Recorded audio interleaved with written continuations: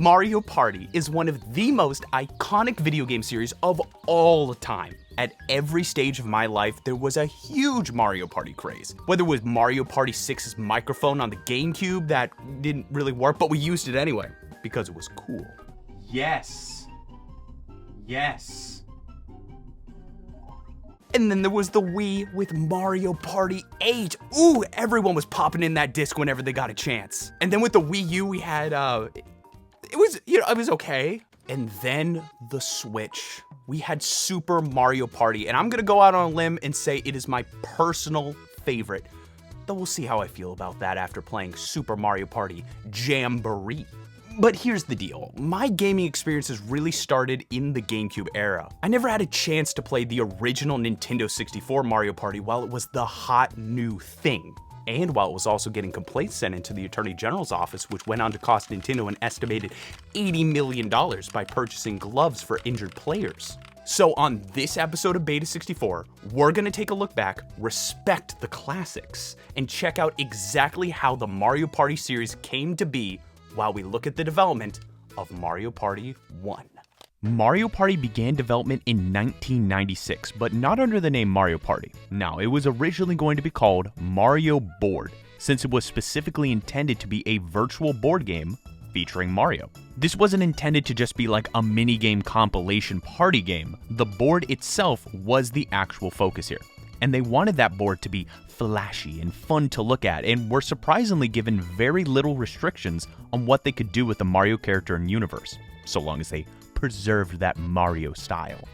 A quirky, fun, flashy game that could be played with the whole family, that was the intent throughout development. They imagined the whole family gathered around in front of the TV during the New Year's holidays, playing Mario Board, which is actually why every single one of the mainline games up until Mario Party 8 were released in Japan just in time for the holiday season.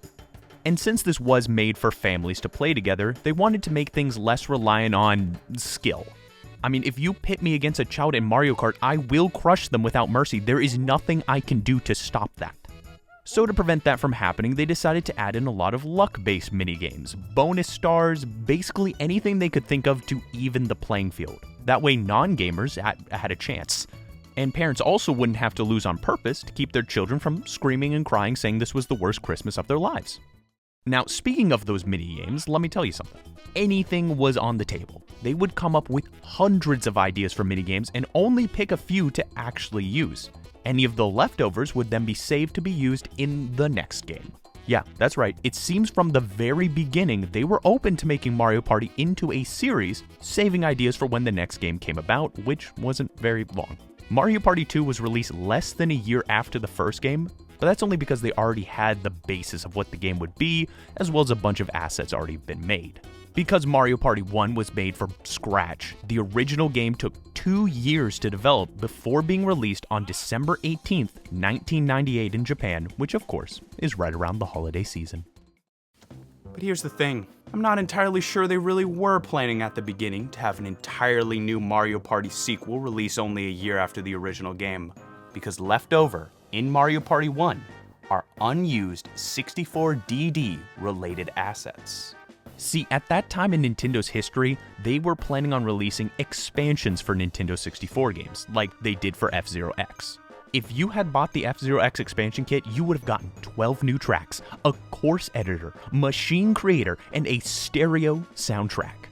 That was the first of several planned expansions for Nintendo 64 games, assuming that the 64 disk drive was a success. It was not. There are several unused graphics related to a potential expansion for Mario Party, and the game can even detect if you have a disk drive inserted into the bottom of the console, but we don't have the disc, so... We do know the disc ID was supposed to be ELBJ in Japan and ELBE in the US and Europe, but we never got any details about what this post-release DLC disc would have actually added to the game. The only thing that we got post-release was a nice little promotional website that outlined the features of Mario Party. There are no mentions of an expansion here, but we do get some cute little images, including these character portraits under the minigames section.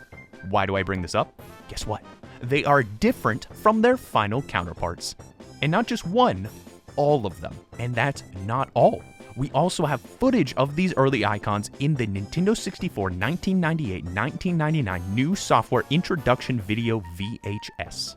In this video, we get to see the icons in action and also get a different version of the Peach portrait, which doesn't appear in the final game either.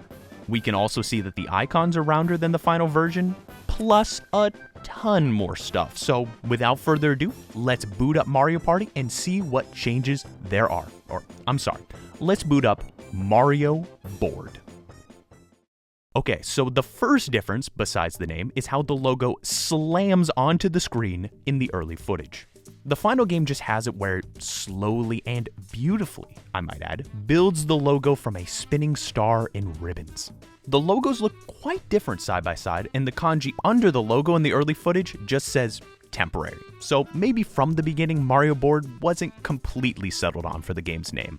Now, when the game starts, all the characters jump out of their pipes, landing on the ground, which makes a sound in the early version of the game that was removed from the final. And speaking of sounds, the sound when collecting a star is also different in this footage. It's more similar to the sound that plays when the final star picks the winner in the final game. Now, during that part of the early footage, you can also see a removed feature of the game, happiness. See, in the final game, when you collect a star, pretty much nothing happens. They go, wahoo, yeah, but that portrait stays exactly the same. Not in the early version, because originally your character portrait would just glisten with happiness on their face. I have no idea why they decided to remove this from the game, but we're not quite done with this part of the footage yet. Check out Toad. It's a bit tough to see with the quality of this VHS, but Toad definitely looks different when you compare him to the final version. The red dots are in different places, and its vest is longer too.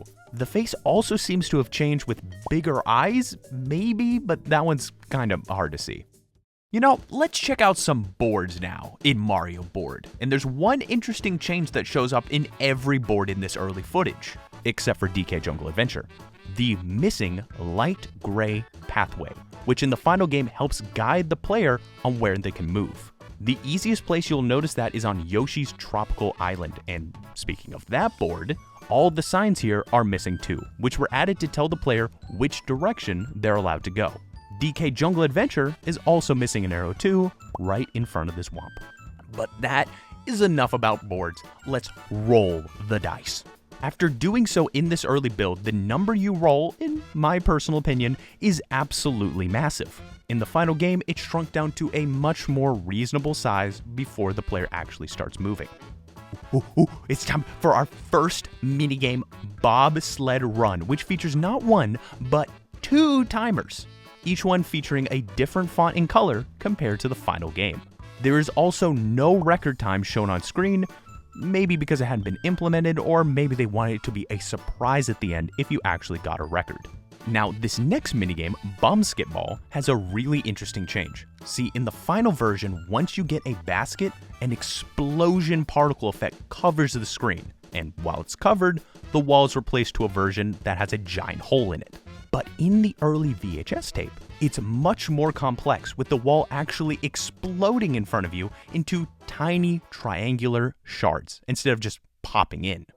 Well, that's all the VHS had to offer for Mario Board, but there's one more place to get an early look at the game, and it's on an extremely difficult to find CD-ROM for Windows 95, 98, and NT called Nintendo Dictionary and Encyclopedia Special presents CD-ROM Set, which was released by Soft Business Research Institute as an encyclopedia on all things Nintendo at the time. Now, I don't have a copy myself, so I'm there we go, yeah! Nintendo Dictionary and Encyclopedia Special presents CD-ROM Set. As you can guess from the title, it was a set of discs, 2 to be exact. There are 6 chapters included in the set featuring Nintendo's history, policies, unreleased interviews, as well as screenshots, videos, animations, the works. Now, as for the date this set came out in, it's a bit complicated. The back of the jewel case says copyright 1997, but according to the disc's primary volume descriptor, the set was actually created in 1998. That places these discs released at around the same time as the VHS that we looked at before. So if that VHS had so much early footage, what early footage do we have of Mario Party on this disc? Drumroll please. Absolutely nothing. All we've got is one single screenshot. Yeah, that's right. I brought up this whole thing, talked about the history of this CD set, burned my own copy, recorded tons of B-roll just for one single screenshot. And guess what else? There's only one change. The sign on Slot Car Derby's minigame says Nintendo in the final game, but in the screenshot, it's a placeholder Mario sign from Mario Kart 64. That's it. Moving on. You know, we've talked so much about changes in minigames throughout development, but why don't we take a moment to talk about minigames that were never playable in the final game, but instead are just sitting there, unused? Yeah, that's right. Let's check out some completely scrapped minigames in Mario Party. First, we've got Bungee Jump, which is believed to be one of the earliest minigames that ended up being scrapped. And we think that for a couple reasons. One of which, it doesn't work. Like, at all, the game will refuse to even reach the explanation screen, so there's also nothing for me to really show you except for this unused line of text for the controls and these lines in Japanese for Toad's advice. That's one reason to believe it was an early scrap minigame, but another would be the fact that there are 5 lines of text in Toad's advice, but in the final game there's only enough room for 4 lines, which means it was designed in a way that does not fit with the final explanation screen. And speaking of those lines, here's my translation for it. As I said though, there's no minigame to show here, so let's move on to at least one that has an explanation screen to view. Now, unfortunately, it does have a giant line of text covering the screen stating that this minigame is under development. And boy is it. I don't know what's up with their printer, but apparently the preview image has been printing for over 25 years. So we're not even going to be able to see a screenshot of this minigame, especially since pressing start just takes us to Bumper Ball Maze 1, which, in case you're curious, is not what this minigame was originally supposed to be. No, originally it was supposed to launch a minigame called Tour de Mario, which was a scrapped cycling minigame where you just mash the A button to win. One of my favorite types of minigames. But our next game, we can actually see. No more text obscuring anything, fully printed, here is all or nothing. It looks very similar to Chance Time, but is way less complex. It's a simple game of luck, quite literally all or nothing. As Toad puts it, it's just luck whether you get the Mario mark or the Bowser mark, so trust to luck and just hit the block. But, of course, there is no minigame to actually play, it does not exist. Pressing start just sends you to the final version of Chance Time instead. Alright, that's enough imagining what these minigames could look like. My brain is done thinking. I'm ready to actually play one. What amazing, spectacular experience are we gonna have? It's the Mario universe. Anything is possible. All right, here we go. Mario's walking into prison. That's a good start. This is gonna be good. Okay. Match the colored tiles. Very nice. I think my mom has this game on her iPad. This is called Same Game, and even though there's no explanation screen, it's pretty obvious what you have to do here. Ground pound on the blocks that have the same color to remove them, and if you remove all the blocks, you get the treasure chest, which is loaded with coins.